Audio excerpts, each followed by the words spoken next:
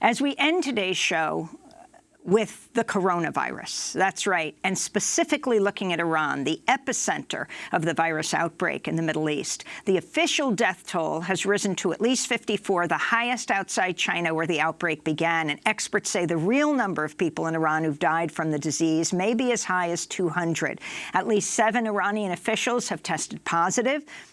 Iran's deputy health minister, Iraj Harirchi, posted a video on social media last week saying he'd contracted coronavirus just a day before he appeared ill at a news conference while saying mass quarantines were unnecessary. I would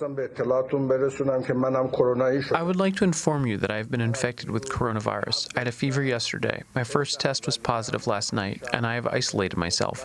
They informed me a few minutes ago that my final test definitely is positive. I'm starting my treatment, and my general condition is not bad.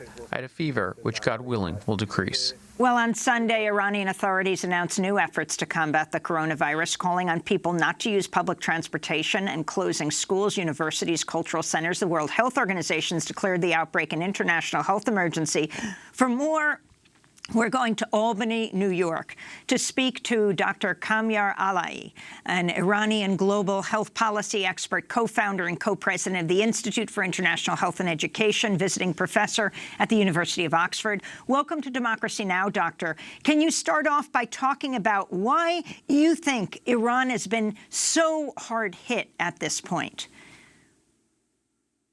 As you know, there were some, political reasons that Iran undermined the reality. One of them was that Iran is a great ally with China, while there are a lot of experts that they recommended to, close those direct flights from China to Iran. But Iran, not only they didn't close those direct flights, but also in some occasions they increased the number of flights because a lot of Chinese, they couldn't make to their final destinations. So they used Iran as a kind of transferring point. At the same time, there were two... Go ahead. Go ahead.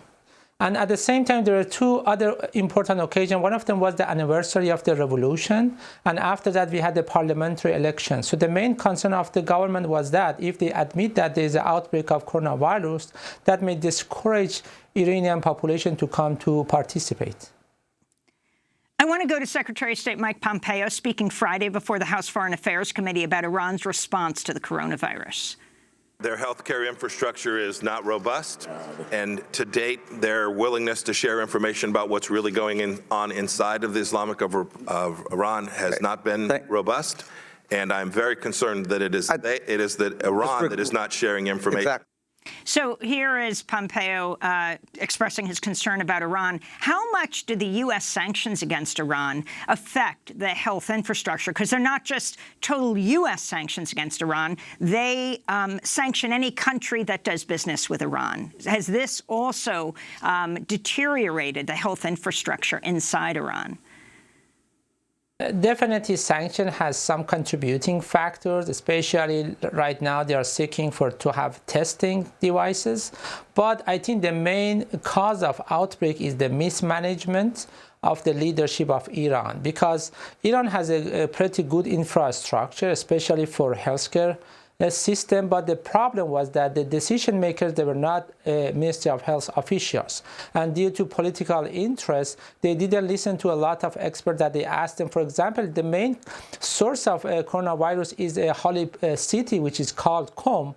Why the Minister of Health asked to put the city in quarantine, the militia didn't accept that. So that shows that from one side, the officials, the experts, they cannot implement those decisions. And at the same time, the government, they wanted to undermine the significance of the coronavirus outbreak. So that was the reason a lot of healthcare workers, they were not expecting that they may face the outbreak. And we have a lot of doctors, nurses, they got infected by coronavirus. If you could talk about now what's happening to the government. You have the vice president, the head of women's affairs. She has tested positive for coronavirus. 7 officials now, as we saw one of the people who's quarantined himself. They were in contact with the president. What does this mean at this point? So this is very surprising because if you compare this to China, you don't see in China there are a lot of senior officials they got infected.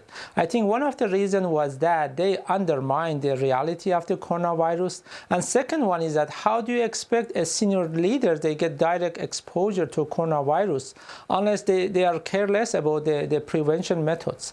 And if you look at the reports, why the official reports today said there's 1,500 detected cases, out of them 54 cases they died, but the unofficial report says there's more than 400 death cases, and if you use 2% mortality rate, it's the prediction is over 20,000 infected cases there are in Iran, and there are more than 18 countries that they detected some of the new infected cases among Iranians. Well, Doctor, we have this new news in from Time magazine. Expediency Council member Mohammed Mir Mohammadi died at a Tehran hospital of the virus. State radio said he was 71, a member of a council that advises Iran's supreme leader.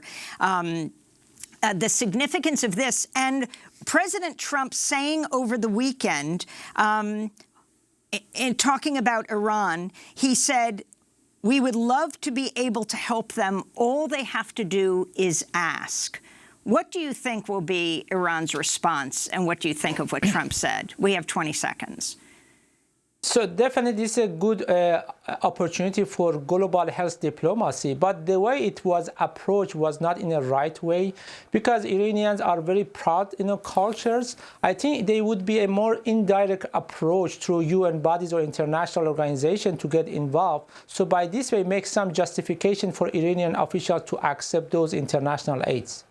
Dr. Kamiar Alaei, I want to thank you for being with us, co-founder and co-president of the Institute for International Health and Education, visiting professor at University of Oxford, an expert on HIV/AIDS, drug policy, and international health and human rights, speaking to us from Albany, New York.